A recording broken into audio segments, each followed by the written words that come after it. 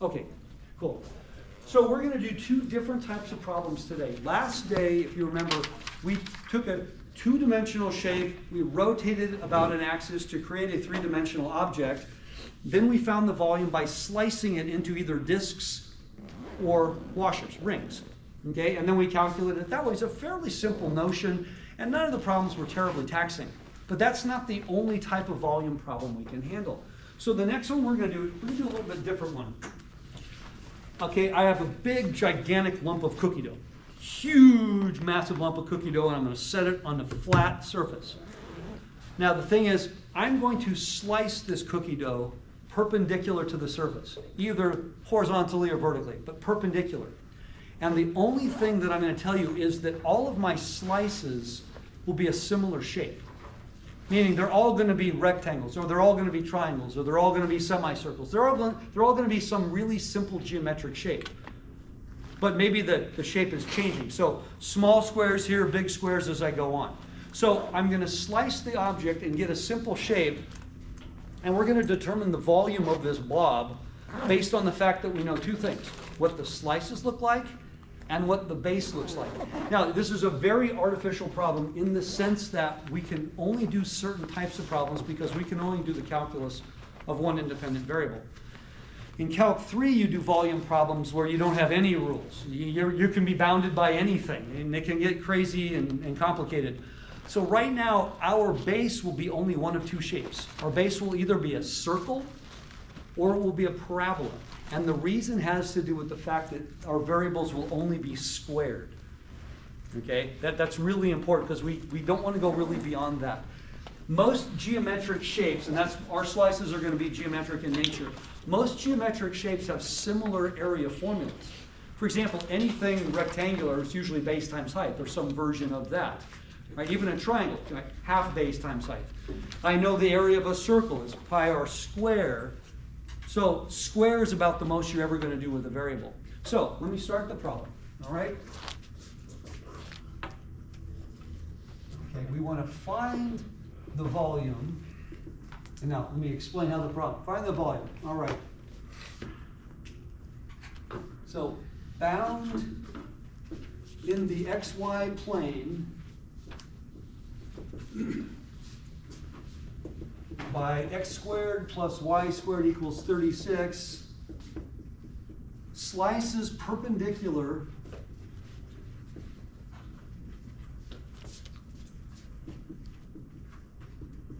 to the x-axis are squares. That's a strange thing indeed. So let me draw a picture of this.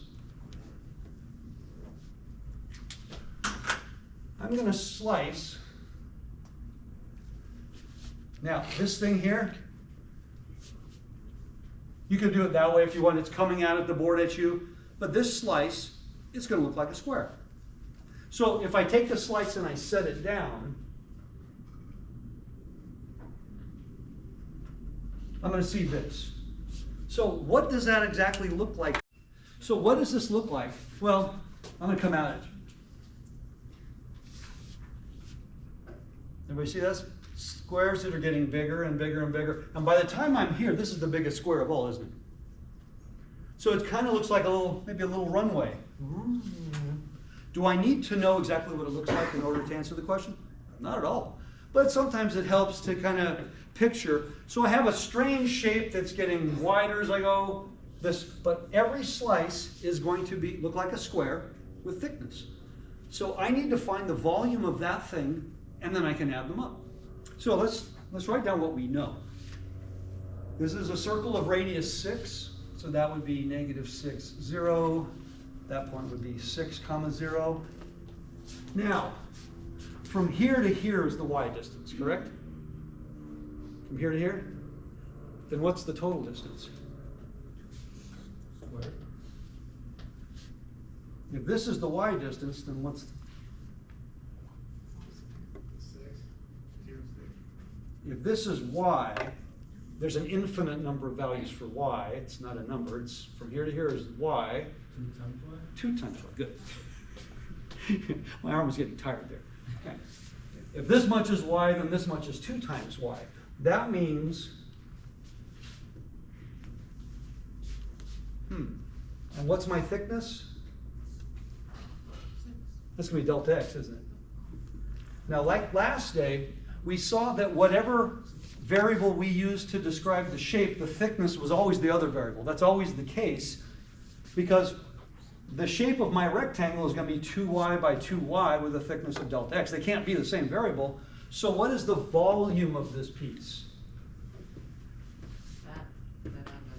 So are they 4yi squared delta xi?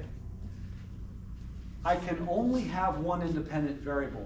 Which one does it have to be, x or y? We talked about this last day. You remember? X.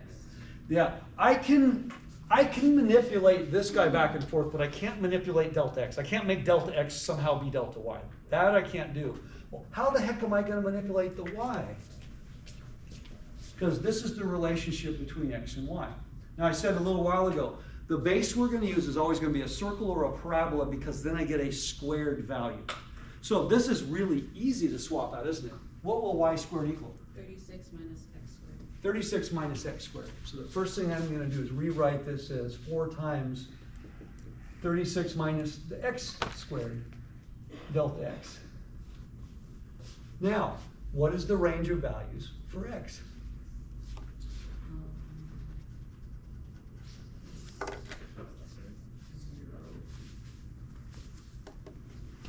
You got it in the picture there? Negative 6. -6 to +6. Right? X is going to go from here to here. Professor, with the y equal 36, the square root of 36 minus 6. No, we're replacing y squared, not y. You're right. Y would be the square root, but I don't have to replace y and then squared. I'm just replacing y squared. We like that better, don't we? Yeah. Less, we're responsible for less when we can just swap straight up. And you found that was the case a lot of times last day too.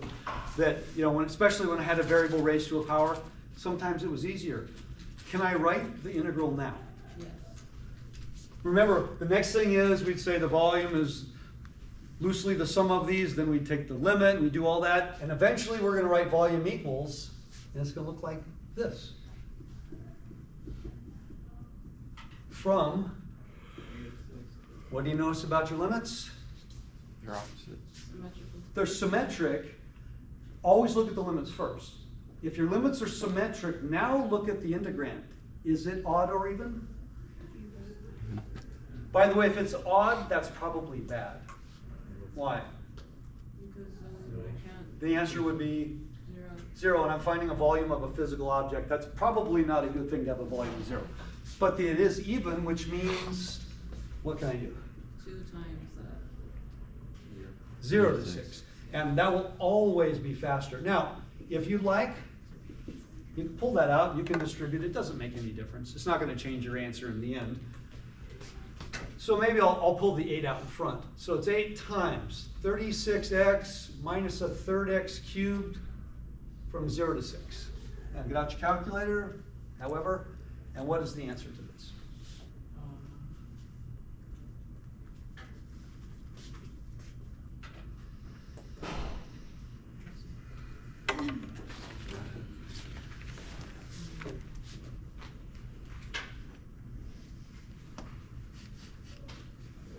A couple of people have calculators.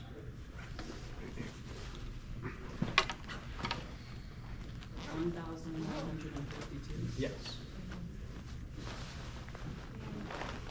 Now, look at, I have a circular base, I had rectangular cross sections, and my answer was 1,152. Last day we did volumes by rotation. What did every single answer have in it? Every problem we did, every single answer had what? You probably had one for dessert after Thanksgiving meal. Had pie. I have a circular base. What's conspicuously missing from my answer? Pi. Pi. Did we do it right? Well, actually, is any part of my calculation involving a circle? No, this is a square. So where does the circle fit in? The circle is only the relationship between x and y. See, that's where the circle came in. In my base being a circle, it gave me a relationship between x and y, but I never was finding the area of my base, was I? I was only finding the area of those cross sections, which were not circular. So no, there shouldn't be a pi in this answer. At first it seems like it should because I see circles, but no part of that process was I working with a circle. The circle just gave me the relationship between x and y. That's the key. So far so good? All right, let's try another one. Oh, here it is. Okay, they're all going to be find the volume. All right, bound in the xy plane by, how about y equals x squared and y equals 25. Cross sections perpendicular, now I'm going to use the perpendicular symbol. Perpendicular to the y-axis are, how about, we'll use rectangles again. Are rectangles whose height is twice the base. So, tall rectangles.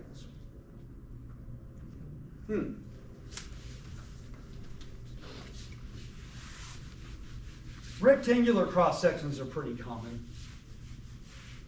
Makes sense. All right, so now we're bound by that. Cross sections perpendicular to the y-axis this time. So this is a rectangle where the height is exactly twice that base. Now, a lot of the textbooks, if you have access to a textbook, they'll draw pictures, and they're really simple, but really easy to interpret computer renderings. I like those.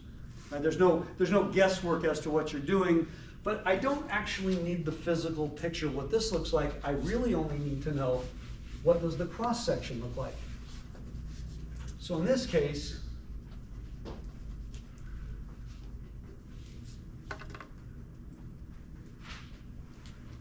now this time, what is my thickness? Delta Y. My thickness is delta y. Now I have to figure out my base and my height. Well, let's see. If from here to here is x, then what is it all the way across? 2x.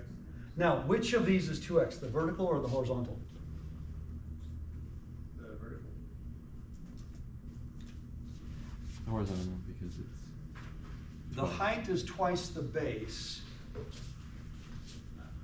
So it would be the base that's the, well, you said 2x. Does that make sense? Because I said the height was twice the base. If that's x, then that's 2x, and now the height would be what? X.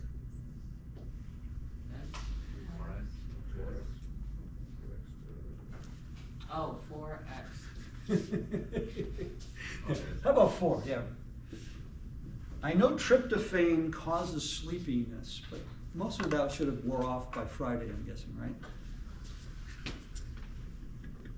Okay, so this is what a typical slice will look like. Once I have this, the rest of the problem is fairly routine. Okay, so the volume of my ith slice will be this times this. So 8x squared delta yi. Now again, I'm going to have to integrate with respect to y ultimately, so I need to swap out the x. Well, how am I going to do that? Well, gee, I just happen to have a nice little relationship here between x and y. I can replace the x squared with Y. now the next thing, and it is equally important, is what is the range of values for y? I'm going from here to here. So what's the upper? 0 to 25. From 0 to 25. Good. Everybody okay with that? Yeah. So therefore, my volume is the integral from 0 to 25 of 8y dy. I think it's safe to say that that really shouldn't give us much difficulty. it's not about the answer to the question. Usually it's about getting to this point. If I can get to this point, the answer is probably pretty routine. Can I use symmetry? I mean, it's a parabola. I do have mirror, you know, at the y-axis and all that, but Your limits. well, my integrand is not even and my limits are not symmetric, so is there any symmetry I can use here? No. Whenever we can use symmetry, we like to because it makes the problem shorter, but you can't force it. You can't create it where it's not there. Yes, there is symmetry this way, but I'm integrating with respect to y, so, you know, just let's do this. This one's pretty simple. So this will be what? 4y squared. From 0 to 25. 4,500. 2,500, wow.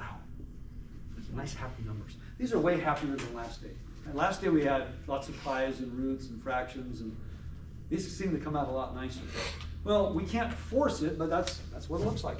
So now, again, the restriction is I can do this. Now, I can do this with any base. I could do this with any base.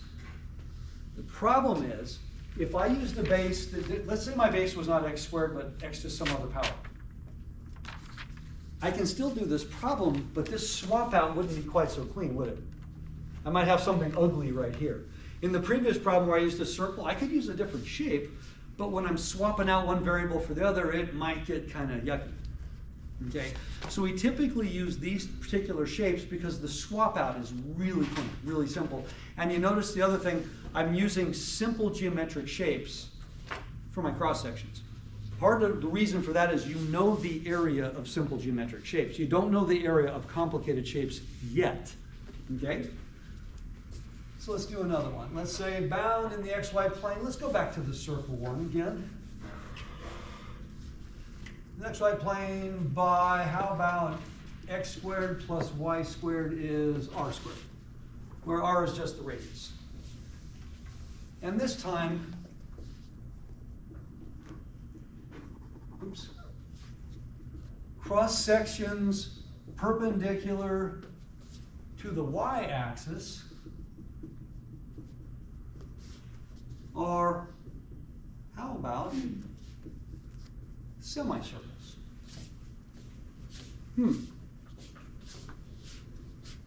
So I've got a blob of cookie dough perfectly circular on my desk. And when I slice that blob of cookie dough, I see nothing but semicircles. Do you know what this shape looks like? This one you might know.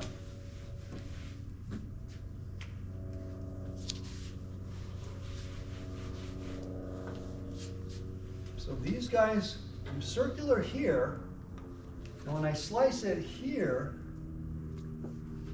I get semicircles. So small semicircles, bigger semicircles, big semicircles, smaller semicircles. Oh, Does that look like anything? I'm going to draw it a different way. You've probably seen these at the gym. like a dome?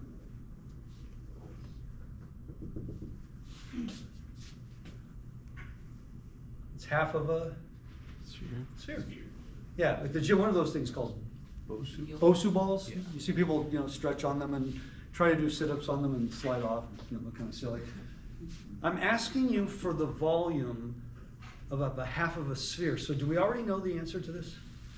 Yeah, we like it when we know the answer, because then when we do the calculus, we can say, did I do the calculus correctly or did I do it incorrectly? Since we have a pretty good idea, we want to set up this problem, but that's what this looks like. What is the name of this? This is called a semicircle. This is called a, is it a semisphere? Or do we use a different word? Half sphere. This is one of those weird vocab things.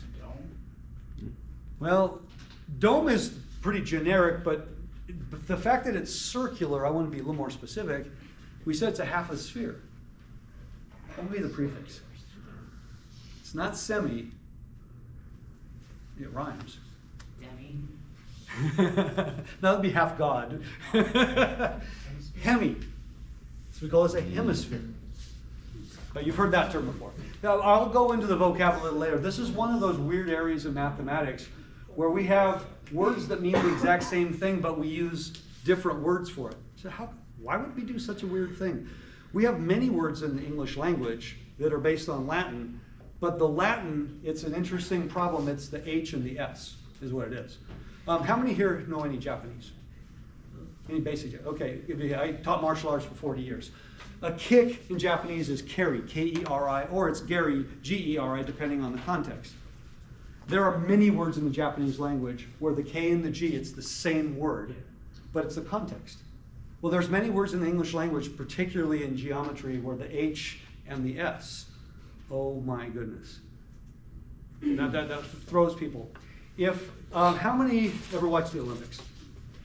The men have an event where they do 10 things. It's called the 10 event thing. Decathlon. DEC is 10. Women have a similar thing, but they do 7 events. It's called the heptathlon. A 7-sided figure is not called a heptagon, it's called a septagon. Oh my God, it's the same kind of thing. H and S. This one you'll have fun with. Somebody in their 80s is called an octogenarian. You guys know that, right? Any of you ever heard that term? No. That's actually a very, very common word in English language, particularly in medical insurance. An octogenarian is somebody in their 80s. Somebody in their 70s is a septuagenarian. Somebody in their 60s, it's my favorite word, a sexagenarian. Because sex is 6 in Latin. But there's another word that means 6 in Latin. What's a 6-sided figure called? A hexagon. But if you have 6 babies at once, they're not called hextuplets, they're called sextuplets. Is that confusing? Yeah, it should be. H and S, again, are almost interchangeable, but it's a context. And by the way, the farther you go in math and science, you're in a chemistry class, you kind of need to know what the words mean, right? Because if you don't know, carbon monoxide versus carbon dioxide, if you don't know what the prefixes mean, one you exhale, one will kill you. Do you know which one you exhale, and do you know which one kills you? One comes out of the exhaust pipe of your car, one comes out of your gas oven, so SDG&E puts a smell on it, so that if you smell it, you have a problem, because otherwise it has no smell. But one you exhale. One has 2 oxygen, one has 1 oxygen. I'll leave that to you guys. This is where knowing your Latin prefixes, but in the mathematics world, the H and the S are interchangeable, but it's a context. So hemisphere, semicircle. Here's the rule of thumb that makes it fairly easy. If it's 2-dimensional, we use the word semi for half. If it's 3-dimensional, we use the word hemi. So where do you live on planet Earth? In the northern hemisphere. Does that make sense? So it's good to know these, because when you're speaking or reading or doing any type of science, which most of you will be doing, it's good to know what the words mean, because if you don't know what they mean, you might misinterpret it and do something different. We're finding the volume of a hemisphere. We already know there's a geometric formula, but let's see if what we're doing produces the exact same answer. So our slices are semicircles. By the way, in case you're wondering, where do you learn the prefixes? It's kind of funny. If you take, how many have had chemistry? You have to know all your prefixes, but they don't probably teach them to you. What I've been told by most of the chem professors, they say, no. You guys teach them that in math. In what math class did you learn all of your Latin prefixes? I usually, when I taught remedial algebra, I'd spend an hour every semester going over all the different prefixes that you have to know. Generally 1 through 10, then 100, 1,000, 1,000,000, things like that, because they come up so often. And the funny part is the chemistry people think we should do it in the math class. The math people say, no, you do it in the chemistry class. That's where you're using a lot of them. So what happens is you end up not seeing it in either one and being kind of out there and not knowing. I think it's good to know. Very good to know. So I've got this. Do my best here. It's okay, right? All right.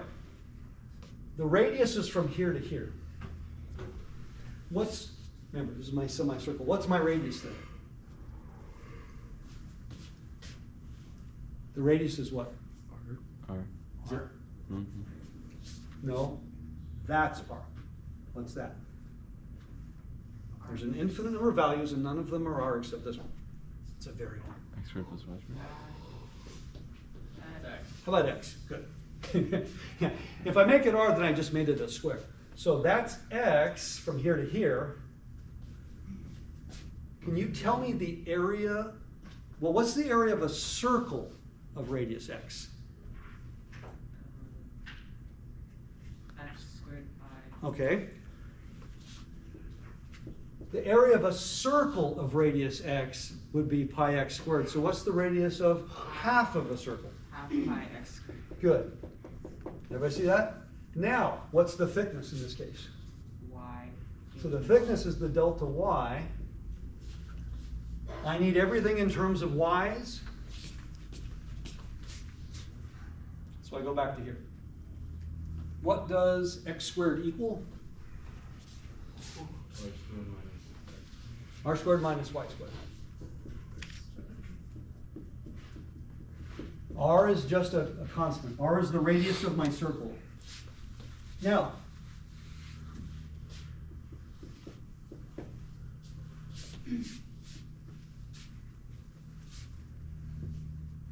y is going from here to here. So what's the range of values for y?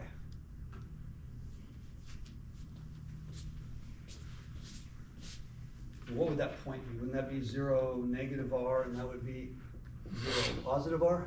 Mm-hmm. So what's the range of values for y? Negative r to r. When you see that, what's the first thing that you think of? Symmetry. Maybe I'm going to have symmetry.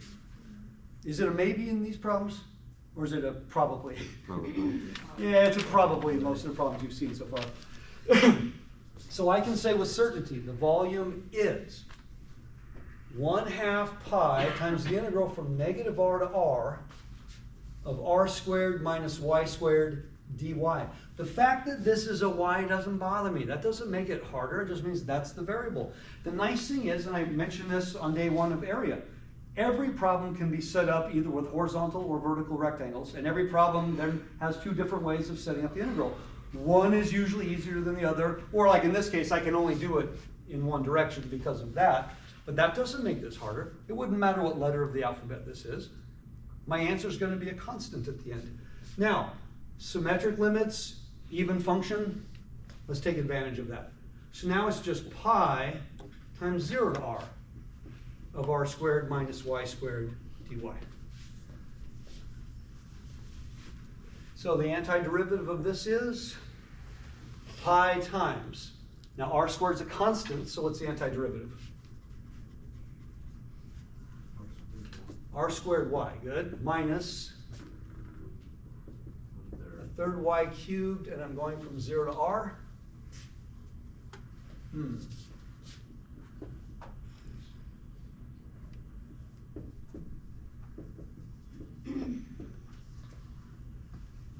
What's r cubed minus a third r cubed?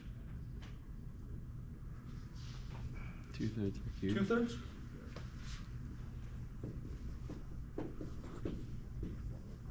That's a weird looking answer. Oh, by the way, what is the volume of a sphere of radius r? 4. Isn't it 4/3 pi r cubed? And what do we have? 2/3. Half a sphere? So is that the answer we were supposed to get? Mm-hmm. Yeah, so there's some minor rejoicing. Or is it more of a, no, it's a yay, it's a yay. That was the answer we actually were supposed to get because we know the original problem. Usually you're not going to know what the original thing is. That's kind of crazy. So we're not doing any form of rotation. We're doing slices, but all of the slices have the same overall shape. Now we have a name for that. My slices are not congruent. If I slice it closer to here, this is a way bigger semicircle than this one up here. So they're not the same, but they're the same shape. So there's a word, and I already used it. All circles have the same shape, don't they? But are they all the same size? No. So what do we call it when two things have the exact same shape, but not necessarily the same size? There's a geometry word. Anybody remember? It's not congruent. It's similar. Similar shapes are the same shape, but not necessarily the same size. All squares are the same shape, aren't they? Are all rectangles the same shape? No, they can be skinnier or fatter, but all circles are the same shape. All squares are the same shape. That is true, but they're not all the same size, so they're all similar. So when I'm doing my slices and I get the same shape, but not necessarily the same size, we say those slices are similar. If my slices were all identical and they were all congruent, that would change things completely. That's something you're actually going to do in Calc 3. When your slices are actually congruent slices, it's a very different type of problem. But that makes this problem a lot more doable, though. The fact that my slices are always the same shape, then if I can generically find this area multiplied by its thickness, it's very easy to set up the integral. All right, let's do another one. Bound, let's say, in the xy plane by, let's do a different parameter, by x equal y squared, and how about x equals 16. Now, cross sections perpendicular to the x-axis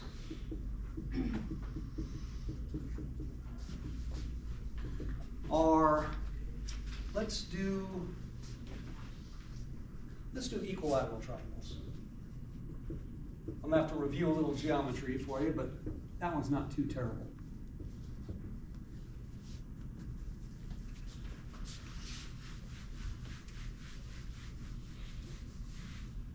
So,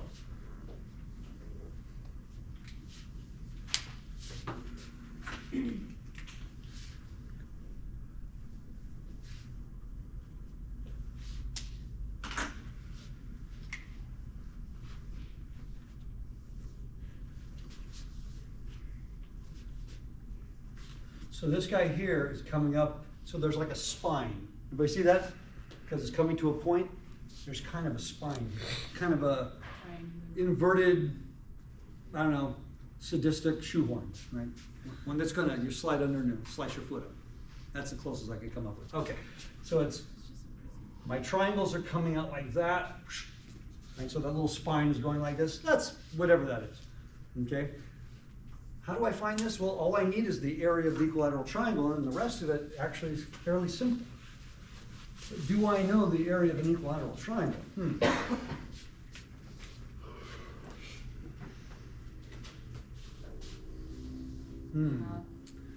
Let's call that side, side, side. I'll go back to baby algebra. This is actually a good one to know. It doesn't come up very often, but it's probably the most common triangular shape you deal with. Well, if that's 60 degrees, that's 30 degrees. And do you remember the ratio of 30, 60, 90 triangles? Anybody remember the ratios? Half square root of 3 over 2. Good. A half root 3 over 2, 1. Perfect. So that means that this piece would be half s, which makes perfect sense if the whole thing is s. This piece would be root 3 over 2s, and the last one would be s. It's exactly correct. How do you find the area of a triangle in general? Half base minus. Half base times height. Isn't my base s? And isn't that my height? So what's the area of this triangle? Root 3 over 2 times s times s. So s squared. Does that make sense? So the area of an equilateral triangle of side s is root 3 over 2 s squared. We just figured it out. Root 3 over 4 because it's half. Oh, I'm sorry. Thank you, Max. Sorry, I meant half of that. Yes, root 3 over 4 s squared. So half of base times height. So is that useful? Well, yeah, that's what I need. So when we do our little thing, do my best here. Not really good at the whole 3D part. So our thickness in this case is what? Delta x thickness. This is y, so this is 2y. 2y.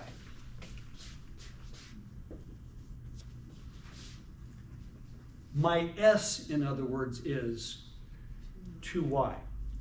So what's the volume of this? You just said root 3 over 4 side squared.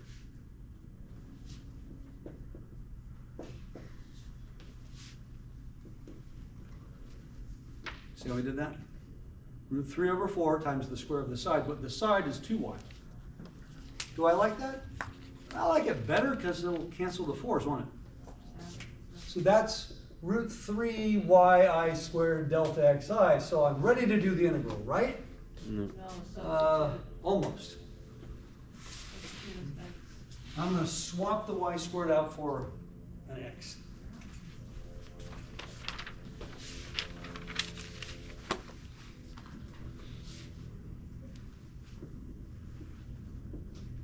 And the value of the x's are going to range from what to what? 0 to 16.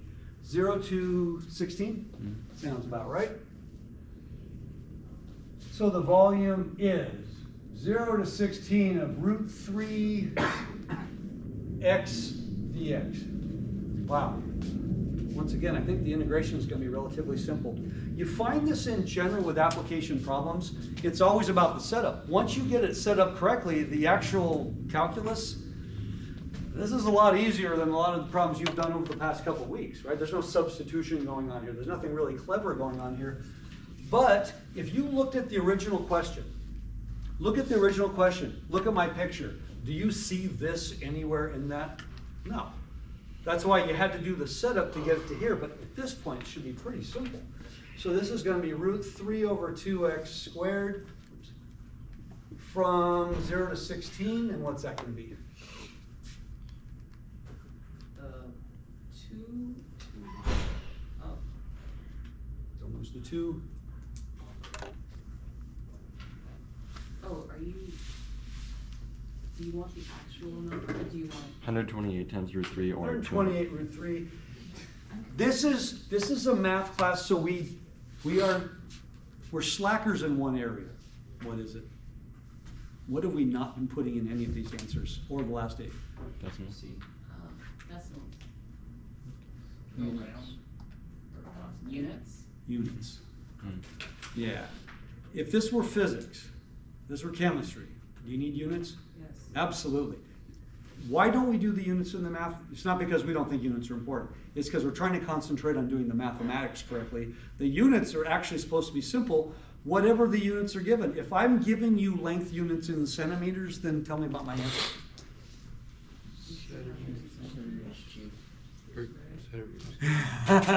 What are we finding? Cubed. It would be centimeters cubed. Oh, see, that's where the physics comes in. Is that important? Yeah, I want to get that right. But right now we're concentrating on getting the setup right, getting the answer right. If my problem had been given in a particular length unit, then your answer would just be the cube of that length unit. That's not complicated. But that's really, really important because sometimes the answers are rate. I used to teach remedial algebra. Do you remember doing distance, rate, time problems?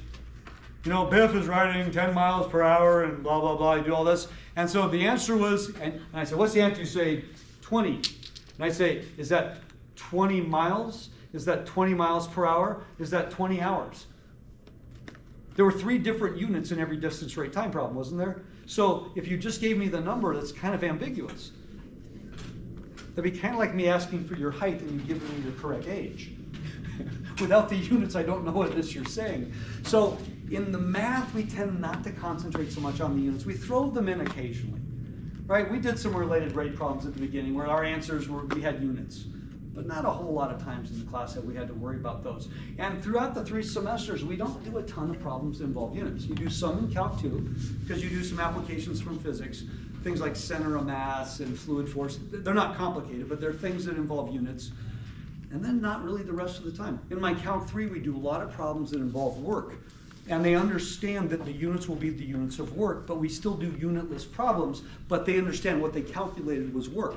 So therefore, if this were a physics class, whatever units you started with, you know how to appropriately say the proper work units.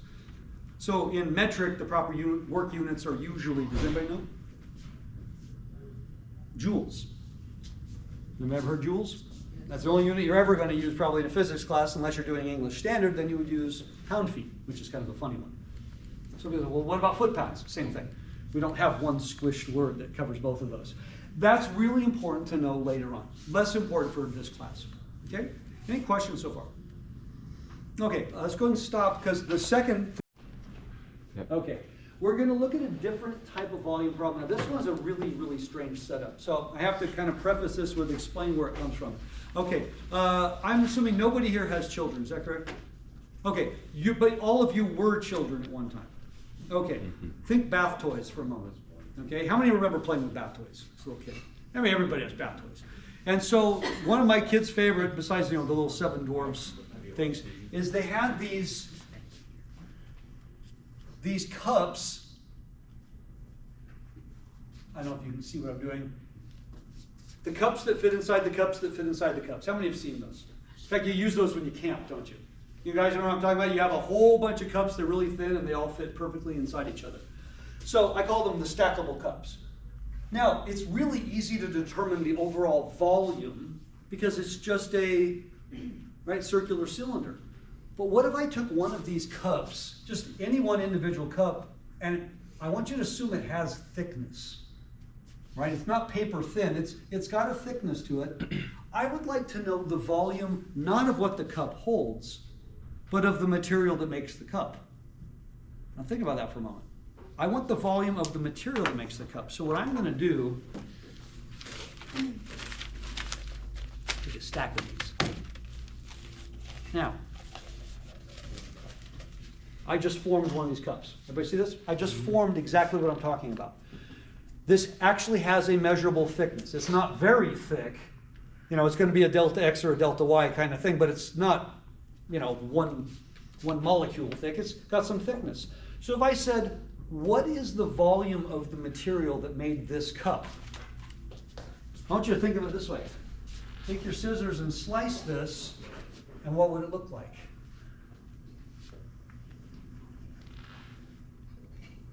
Isn't that what it would look like if I opened it up? Huh. That's just a rectangular prism, isn't it? Now, let's go back to this picture. If that's my height, let's see, and that's my radius, what's this?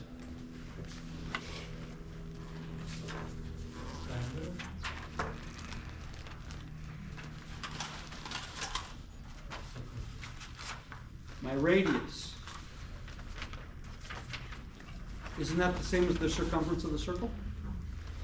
Everybody see that? When I wrap this back around, I'm getting the circumference of the circle of radius r. What's the circumference of a circle of radius r? Anybody? 2 pi r. Good.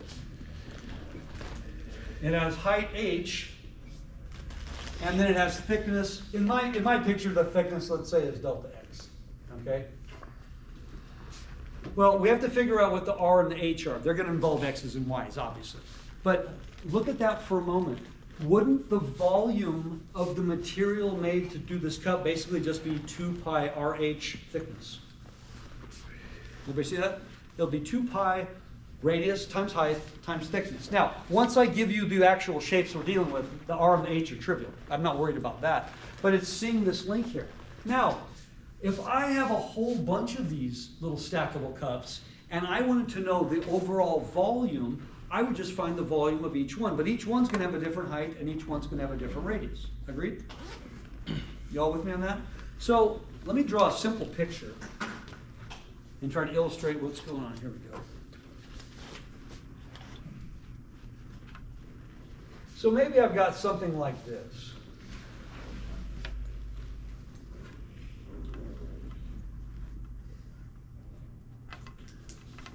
I know exactly how to find the area of this thing. That's easy. But I want to take this thing right here, and I want to rotate it around the y-axis. So that'll come up like kind of this-ish. Everybody see that? So I'm going to make some sort of three-dimensional circular thing. Now, what we did last day was we sliced it in such a way to create circular slices. So what way did we slice this last day, vertically or horizontally? We would have sliced this horizontally and then it would look like washers because they'd have a gap in the middle. I don't want to slice this horizontally today. I want to go vertically, but that won't be circular. No, you're right. Imagine I'm taking this thing and it's hollow, cookie cutter. I want to go cookie cutter this way. Oops. It says blue. Hold on. Oh, I hate it when my pens lie to me. Try this again.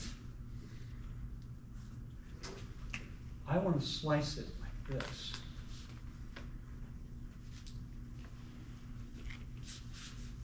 What does that look like? It's this. If I slice it like this, can you tell me the volume of the actual thing, the container, if you will? Can you tell me the volume of that thing? Yeah, we just did. Now, what if I slice it all the way across? In other words, cup inside a cup, inside a cup, inside a cup. Does everybody see what I'm getting at here?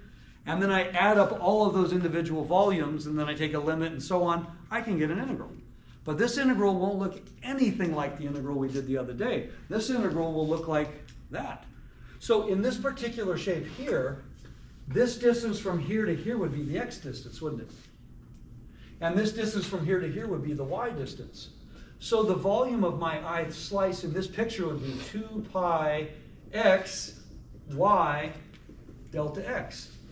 Now, ultimately, what am I going to do with this y? I would replace it with f of x so that I have all x's. What would the range of values for my x's be? A to B. A to B. Now here's where it's a little confusing. I'm going around in a circle, but my original shape was right here. My original shape was here and x was ranging from A to B. And if x represents the radius is still going to be, the smallest radius in this picture would be A, the biggest radius would be B. I can now easily present an integral. Now that integral would give me exactly the same ultimate answer as the volume, right, the disk or washer method gave the other day, but it's a very different shape we would get. So it's a different method. Now, this one's kind of funny. The name of this one is not intuitively obvious. Now, I'll use an example. How many have ever been to New Orleans? Anybody? I went there many years ago for the AAU National Championships, a million years ago, pre-Katrina. And I spent, about a week there, and I was on Bourbon Street and French Quarter, and it was a lot of fun. And there's a lot of con games. You go to an area where there were a lot of cons running. Oh, everybody's trying to con you and get something from you. I just never said anything, and everyone I was with was constantly getting conned. But one of the oldest con game of all, one that's been around, for, as far as I know, for hundreds of years. You may have seen it. There'll be a little ball and 3 upside-down cups, and the guy will move it around, and then you point and he lifts it up, and there's the ball. You're like, I got this. And now you're going to play for money. And he's going to do the same thing, and you're going to pick your cup, and he's going to lift it up, and what happens? No ball there, and you just lost your money. And you'll do it again. And by the way, you're never, ever, ever going to win once the money is involved. It's the oldest con game there is. How many know what I'm talking about? You've seen this in movies. Does everybody know what that's called? It's called the shell game. You know what this method is called? The shell method, for the exact same reason. This method is so old that it's related to the shell game, the old con game, that comes from Europe a few hundred years ago, because they didn't call these stackable cups. They actually referred to them as shells. I don't really see the connection in the 21st century. But this is referred to as the shell method that we did. Last day it was the disc/washer method, because our slices either were hockey pucks or they were rings. But now our slices are all going to be these cups, which are referred to as, like I said, the shells in the shell game. I find that to be just an awesome connection, though. Right? The oldest con there is what we're naming a calculus method after. So we're going to do some problems like this. This is not on your next test, so I don't really want you to use this method on the next exam, but if I asked you to do a volume by rotation, as it turns out, you will have a choice. Whether you want to do the other method we learned or this one, and there is actually a way to prioritize your choices, by the way. So let's start with something simple. The region bounded by y equals x squared, let's say x equals 4 and y equals 0 is rotated about the y-axis. Let's find the volume using the shell method.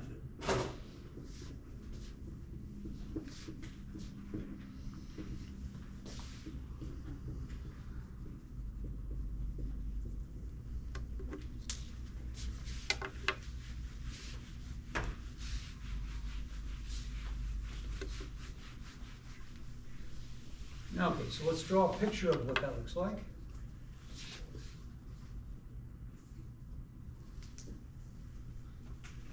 I'm taking this and I'm rotating it. So we're creating some kind of a funky bowl. But I'm not interested in how much the bowl holds. I'm interested in basically the material that I needed to make the bowl. So I'm interested in this part, okay? Now, we did this problem or a version of this last day by doing horizontal slices and getting the rings, right? Getting the washers. We want to do this one using the shell method. So what we're now going to think of is I'm taking these shells literally like cookie cutters and coming straight down because this goes this way. So I'm going to slice it like this.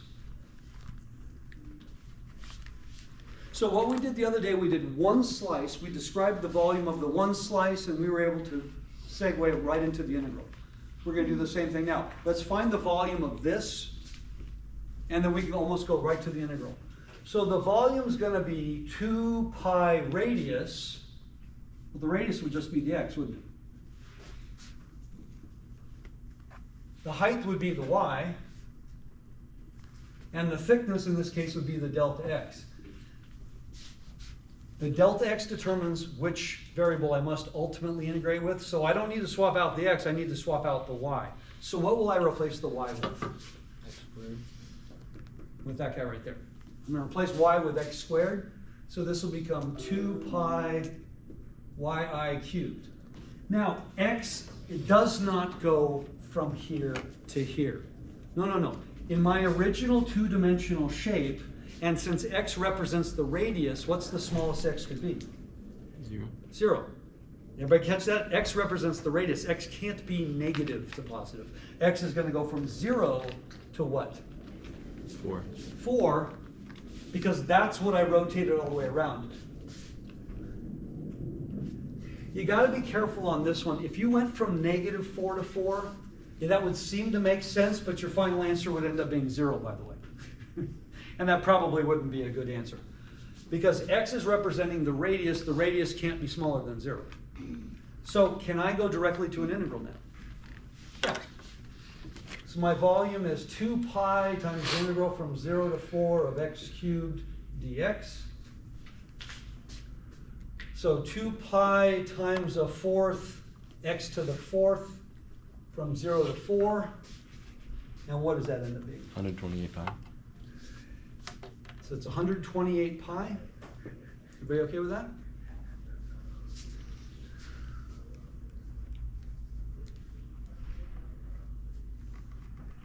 Now, just to contrast and compare, what if we had done this using the washer method?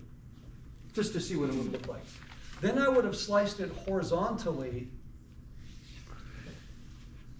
and those rings would be circular, obviously.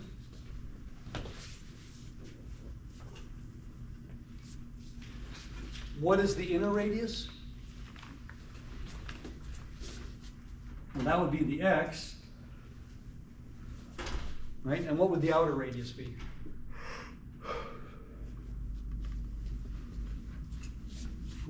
Exactly 4.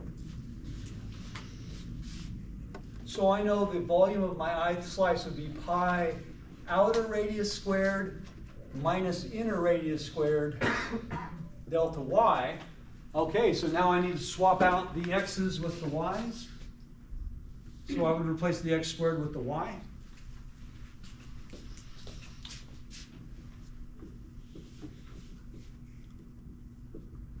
And what would the range of values for the y in this case be?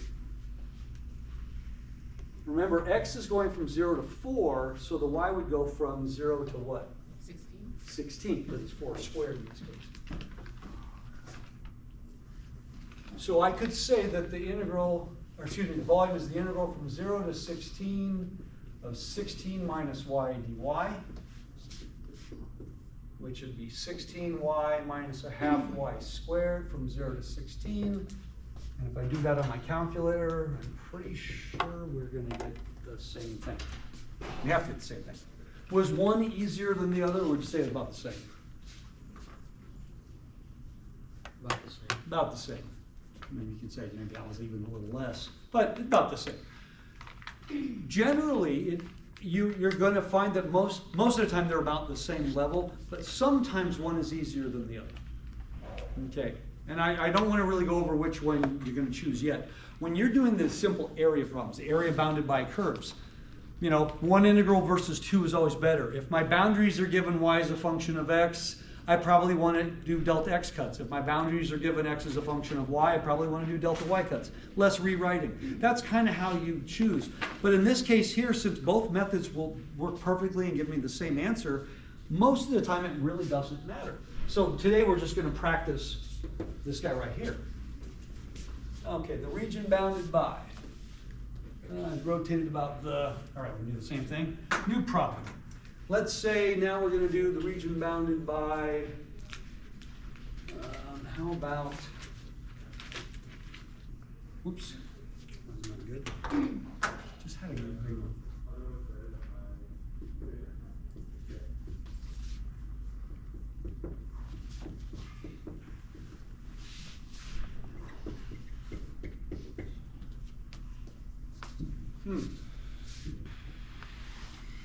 Is this the same question? What's different? I'm gonna erase this. Rotate around the x-axis. Yeah, so let's see. The region, let's see, it's gonna look like this. Right, it's the exact same region, except this time. So if you want, give it a little bit of three-dimensionalness. Kind of a bugle. Now, did we do this problem last day? Yeah. If I wanted to maintain circular cross sections, then which way should I slice it? Vertically or horizontally? Vertically. Then we'd have discs. But today we're doing the shell method. So because the circles go this way, I want to slice it with my shells this way. Think of your shells as cookie cutters, okay? Round cookie cutters. So I want to slice it this way. So what would that look like when I do my slices?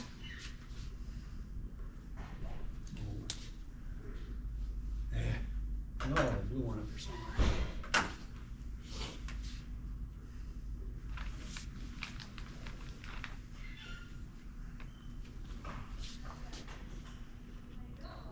Does that make sense? So that's what it would look like. So now I need to figure out what is the volume of that thing. Well, in this case, what's my radius going to be? Is it going to be the x or is it going to be the y? Y. Yeah, the radius is from here to here, and the height would be from here to here. That's a little trickier. So let's see. The volume of my ith slice would be 2 pi radius. You just said the radius was the y. The height would be this difference. So what would that difference be? Okay, this is x equal 4, but this is y equal x squared. So how do I do that? If this is y equal x squared, then it's x equal Y to the power of half. root y, or y to the 1/2, isn't it? I kind of need the same variable, don't I? So what is my height? 4 minus root y. Does it matter what order I subtract? Remember, it's always right minus left, just like it's always top minus bottom if I want to maintain it to be positive. So that would be 4 minus root y, or how about y to the 1/2? And then it's delta y. All right, so I've already taken care of got it in terms of y. What is the range of values for y?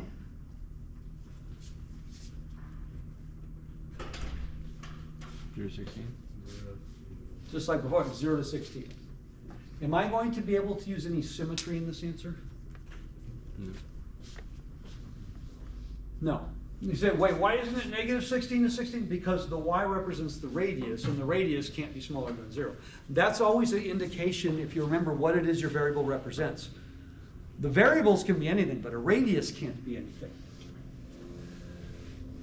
So when I set up this integration, well, actually, let's go ahead. Sorry, let me finish multiplying this out first. So this is going to be, I'll keep the pi on the outside. So it'll be 2y times 4, so 8y, and then 2y times y to the 1/2, so that'd be 2y to the 3/2. There, that looks a little prettier. So my volume is pi times the integral from 0 to 16 of 8y minus 2y to the 3/2 dy. Now, if we stopped here, we've done tremendous calculus. Because there's no way you're looking at the original question and coming up with that integral. That took some doing. It took some work to get to that. Hopefully, in almost every problem you look at, from this point on, it's easy. Right? This shouldn't really present a terrible challenge to us. You just got to be careful. Now, tell me a bad answer. Give me an example of a bad answer here.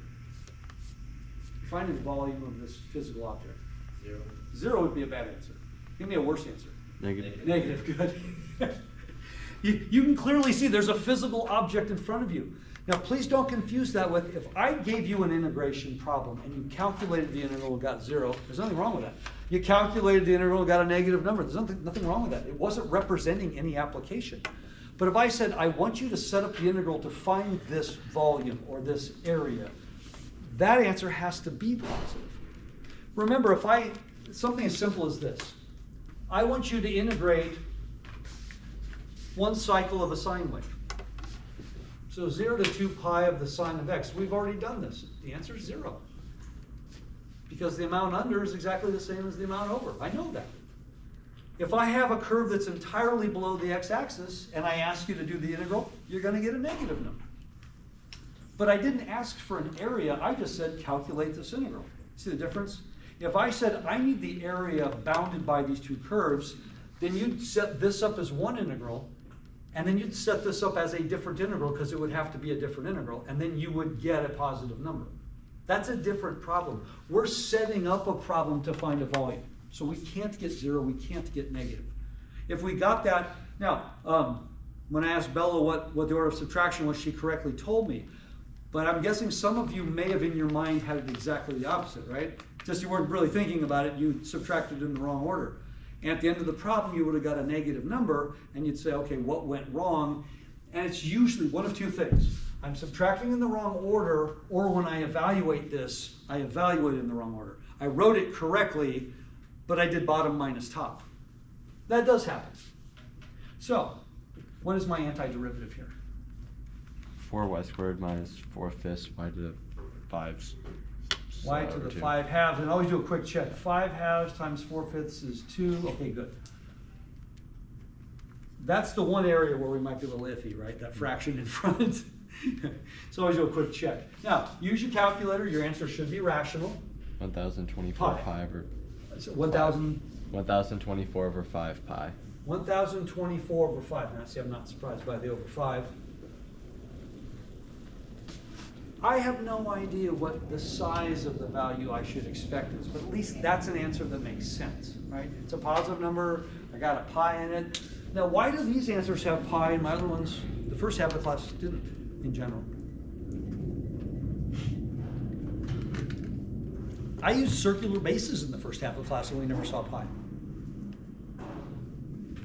That's because my cross sections were rectangular or triangular. These cross sections are circular. And you're actually finding, right? You're finding the volume of this circular ring here. That's why you're getting a pi, right? Because there's a circle in the calculation. All right? Any question on this? All right, let's keep going. This is not harder than what we did last day. It's just different from what we did last day. It's not superior to what we did last day, but it gives you options. And that's really a key thing, is the giving you options part. All right, let's do.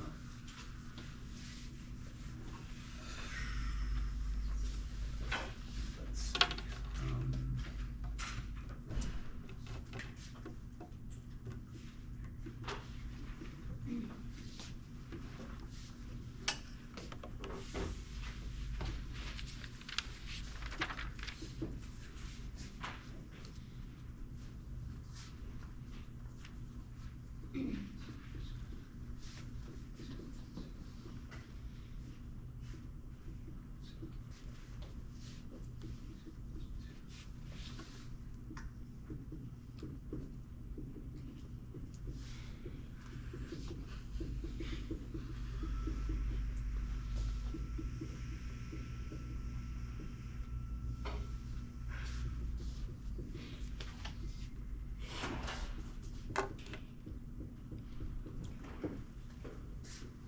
This was kind of busy. We're gonna do this one both ways. Both horizontal and vertical cuts. And to show just how different the setup is, but hopefully we get the same answer. Never are you gonna do it both ways. Right? There's no logic to that. You always go with the path of least resistance, whichever way you think would be easier. And there usually is a rule of thumb that you can follow that I'm going to show you after we get done with the problem. When you were doing problems on the very first day you did area problems, I purposely did a problem where we had to end up adding integrals, you remember, and it was really complicated. And then we said, well, what if we integrate in the other direction? It was really fast and simple. The point being that if you do enough problems, you can look at a problem and you already know which way is going to be more efficient. So let's start by drawing the picture. All right, that guy right there, don't worry, this is not exactly the scale. So it's this region right here, and I just rotated it. So it's sort of a, I don't know, weird looking gumdrop-ish thing, I don't know. Always related to food somehow, right? Now, I need to find the volume of this thing. So let's start with horizontal. So if I slice this horizontally, what will the shape be?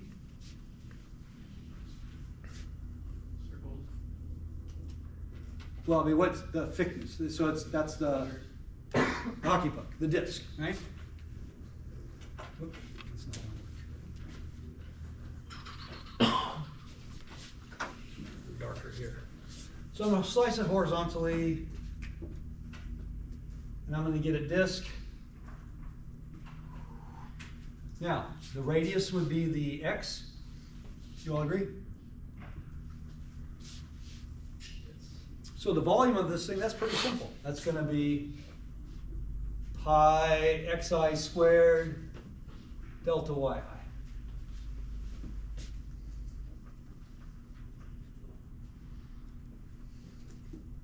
So I just need to swap out the x squared.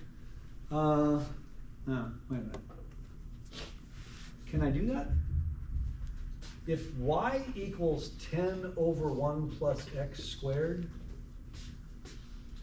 oh, wouldn't that mean then that 1 over y equals 1 plus x squared over 10?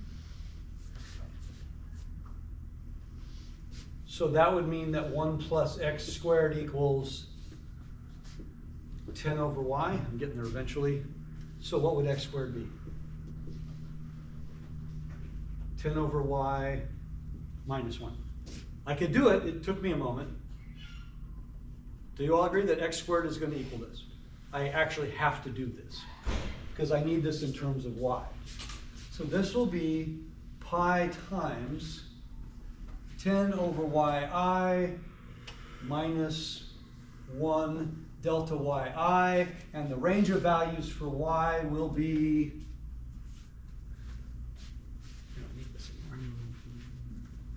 now let's see. 0 to 10.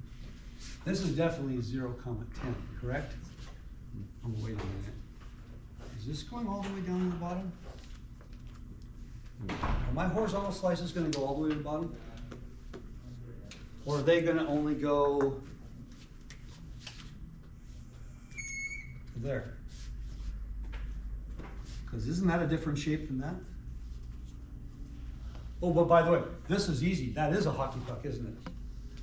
This is about as easy as you can get. I need to know what this point is right here. Well, let's see. X equals 2. So y equals 10. also 2. Oh, that's convenient. Everybody gets that? That point is 2, 2. I need that. Because this shape is not going to go from 0 to 10. It's going to go from 2 to 10.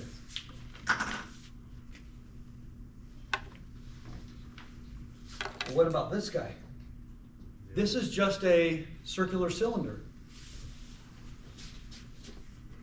The radius is 2. The height is 2. Isn't the volume pi r squared h?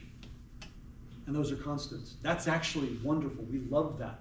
So when I'm doing my overall volume now, I can say the volume is pi times the integral from 2 to 10 of 10 over y minus 1 dy plus the volume of that bottom, the base, if you will, which is pi times 2 squared times 2, pi r squared h. So does everyone see that the volume of that base is going to be exactly 8 pi? I don't need calculus for that. I'm going to take advantage. It'd be kind of like me asking you for the area of a circle or the area of a square or something simple. I still got to integrate this guy though. Okay, so let's do this. This is going to be pi times. All right, help me out here. What's the antiderivative of the first one? Natural log. Natural log, absolute value of y minus, X. Or Y. y. Okay. And I'll put it plus 8 pi. That's getting added at the end. So this is pi times log 10 minus be- 10 minus, Would there not be a 10 in front of the log y? did I, Because it's 10 over thank you, y. Jason. I lost it, didn't I? Oh, good catch. There should be a 10 right here. Good. So 10, and I can't factor that out. So 10 log 10 minus 10, there we go, minus 2 log 2 minus 2 plus 8 pi. Can I combine any of this? Wait, 2? Oh, sorry, I can't read my own writing. That's a 10 also. Well, that's easy. Can I combine these two guys? Off to the side, question. Can I make my life easier there? How about if I factor out the 10, then it's log 10 minus log 2, and that's log 5? 5. Is that a better answer? Yeah, it's because it's a simpler answer. So right now, what have I got? I've got 10 log 5, negative 10 minus negative 2. What's that? Negative 8. It's negative 8. All right, so here's my answer so far to this point. If I distribute, what do I get? I get 10 pi log 5 minus 8 pi plus 8 pi. Oh. So what do we got? For all of this, looks like it's going to be 10 pi log 5. I mean, not the easiest answer. Is everybody okay with that answer? A little bit of work, huh? That was using the disk method. And everything we did was true, everything we did was correct. What didn't you like about this? Don't tell me the answer. The What X didn't to you y. like? The X and the y. Well, no, it's, Yeah. you had to split it, didn't you? You had to do basically two different problems. We got lucky that the second one was nice. What if that was off at an angle or something weirder? We would have had to do a second integral. But I think most of us would agree that, yeah, I had to break this up into two problems. I had to figure out intersection. Oh, heck, I had to rewrite my function as x squared equals. That was a lot of fun, wasn't it? You want to do that the rest of the day? Nah, maybe not. Everything we did was true. Everything we did was correct. What if we had done the shell method? So that's what we want to do next. So I'll draw it over here so I can see it. So now if I do the shell method,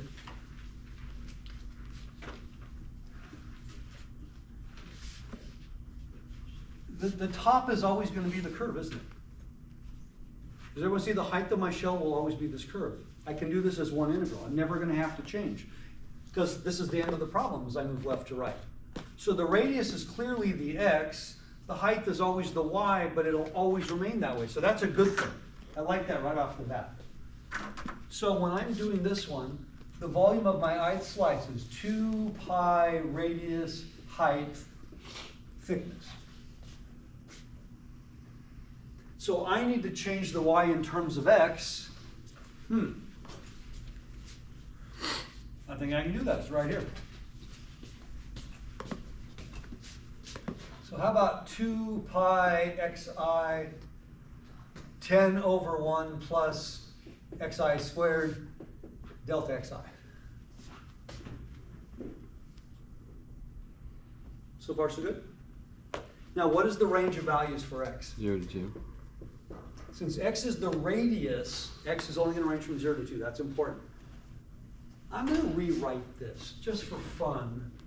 I'm going to rewrite this as 10 pi times 2xi over 1 plus xi squared. Is that still the same thing? I swapped the 2 and the 10 and I put the x on top. You're going to like this. So my volume is 10 pi times the integral from 0 to 2 of 2x 1 plus x squared dx. I don't have any integral formulas that look like this, so maybe I have to do a substitution. Do you notice anything? Well, think degree first of all. Tell me about degrees. Top is 1 less than the bottom. Which means the top could potentially be the derivative of the bottom, like that's ever going to happen. Or, wait a minute, is my numerator exactly the derivative of my denominator? Mm-hmm. That's about as friendly as it could possibly get for a u sub. So let's write it out off to the side. Let u equal 1 plus x squared, and then du is 2x dx. Yep, that's exactly what I got. So right off the bat, this is going to be 10 pi 1 over u du, isn't it? Oh my gosh. Now, what about my limits of integration? Be careful. I can't use 0 to 2. That would be a dne if I put a 0 here, because that's not even defined. As x ranges from 0 to 2, 0 to 4. then u is going to be, careful, 1 plus 0 squared is 1. And then 1 plus 2 squared is 5? Yeah, important to get those right. Now, easy, hard, right here. You don't have to do anything. That's an antiderivative formula. That's easy. So 10 pi log u from 1 to 5. That's 10 pi times the log of 5 minus the log of 1. What's the log of 1? 0. Oh, so my answer is just, okay. Which one do you like better, the first or the second? Second. Probably the second, yeah. A fraction of the work, didn't have to do anything clever. It worked out very nice. I'm not saying that one method is superior to the other method. No, but on most problems, one method will portray itself as being simpler than the other method because of the nature of the problem. In this case, shells was a way simpler way of going about it. Now, there's a couple of reasons. One is, first of all, we had to break this into two problems. We never like to do that. But probably the bigger of the two is because this integration was going to be with respect to y, but my original boundaries was y as respect to x. I really didn't want to do delta y cuts, did I? If I had asked you to find the area, not volume, if I had simply asked you to find this area, you would have had to rewrite it and it would have been very complicated to integrate with respect to y. So you would have much rather integrated with respect to x. So really the way most people make the choice here is, I've already got the rotation, but because of the way my boundary was defined, I'd really rather do delta x cuts. But in this case, delta x cuts would be shells. Delta y cuts were disks. Does that make sense? So if I knew enough about this type of problem because of practice, I would have gone straight for shells because that's the one that would have been a delta x cut. No matter what the rotation is, no matter which axis you're rotating it about, whatever shells is, the disk washer method will be the other thing. If one is dx, the other one's dy automatically, no matter what, because they're going to be slices in the opposite direction. So where these slices were horizontal, these were vertical. Had I done an x-axis rotation, the vertical slices would have been the disks, and the horizontal would have been the shells. Okay, so there's actually a really simple rule of thumb that most people will follow. You don't need to memorize it. It's a common sense thing. Okay. I mean, the question is laid out in front of you. You always have two ways of setting it up on a volume by rotation. Now, on the next exam, I'm going to ask you volume by rotation, and you're going to use the disc washer method because that's what you're being tested on. But on the final exam, I'm not going to say use a method. I'll just say here's a rotation. And it's up to you to say, gee, which way do I think will be easier? So here's kind of the way I want you to look at this. There's four possibilities.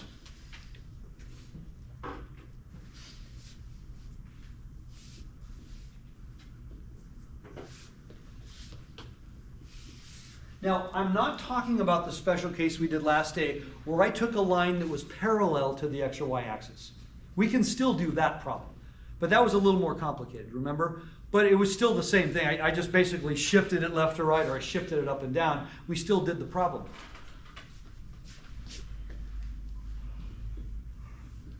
I'll put axis of rotation. Sorry. Boundaries. Y equals f of x overall. X equals, say, g of y overall. What I'm saying is my boundaries are all given as functions of x, or my boundaries are all given as functions of y. I'm rotating about the x-axis, I'm rotating about the y-axis. These are the only possible cases. So far, so good? Let's look at that problem there. How were my boundaries given? Look at the original, that one. Y is function of x. What was the axis of rotation? Y-axis. 100% of the time, which way should I be doing? We did it. Shells. So y-axis, which means this is automatically the disc washer. If I had taken the exact same region in the x and I rotated it this way, now I would want vertical slices because those would be discs and it'd be really easy to work with. Gee, what do you think is going to happen here? Flip-flops. Pretty much every problem that exists, you're going to want to do like this. You don't say, I just like the disc method so much better. Really? You liked it better on this one? I didn't. No, it's not the method. The method it also is the axis of rotation.